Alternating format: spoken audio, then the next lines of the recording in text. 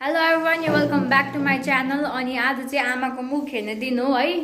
अनि म चाहिँ कलेजबाट भर्खर प्र्याक्टिकल एक्जाम आज फाइनल थियो सकेर आएको छु। अनि आज हाम्रो घरमा चाहिँ के काम भएको रहेछ, नयाँ पर्दा लागेको रहेछ हैन। अनि कार्पेट यहाँ कामहरु चाहिँ हुँदै रहेछ, सकेको छैन रहेछ। अनि यो चाहिँ मेरो पहिलाको रुम थियो जुनलाई चाहिँ हामीले सिटिङ रुम बनाउने भनेको थियौं, तर काम नभएको हुनाले हामीले मेरो रुम बनाएको थियौं यसलाई। अहिले चाहिँ यस्तो छ हैन।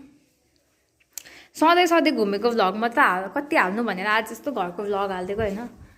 अनि यहाँ चाहिँ यहाँ कस्तो फोहोर छ हैन, डोन्ट माइन्ड, किनभने यहाँ अब सबै निकालेर काम हुने हो हैन। यहाँको पर्दाको कामहरु हुन अझै बाँकी नै छ। अनि यता यो चाहिँ यहाँ मास्टर बेडरुम हो हैन। यो चाहिँ मम्मी र पापाको रुम। अनि मेरो चाहिँ सर यता सानो रुम छ हैन। यस्तो यो पर्दा छ मेरो ढोकाको। अनि यो चाहिँ मेरो रुम है।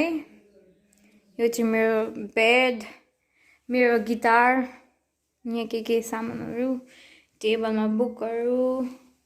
यो सानो घर अझै मिलाउने छ। अनि यहाँ बाथरुम भित्र हैन।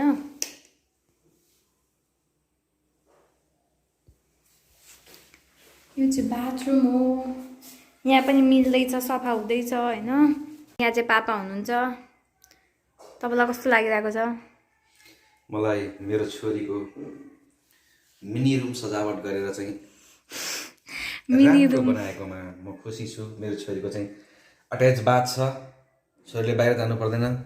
अट्याच बाथ विथ अब भनौँ राम्रो कोठा, एउटा फर्निसिङ राम्रो गरिएको, कार्पेट ओछ्याएको, इट्स ब्युटिफुल रुम छ जहाँ चाहिँ मेरो छोरी बस्छिन्, पढ्छिन् र भ्लग गर्छिन्।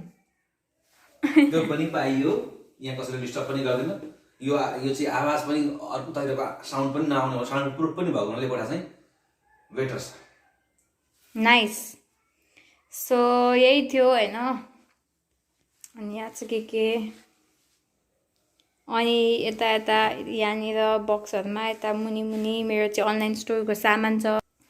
अनि म मेरो अनलाइन स्टोरको चाहिँ म पेजको लिंक चाहिँ म डिस्क्रिप्सन बक्समा हालिदिन्छु, हजुरहरूले पनि एकताल हेरिदिनु होला।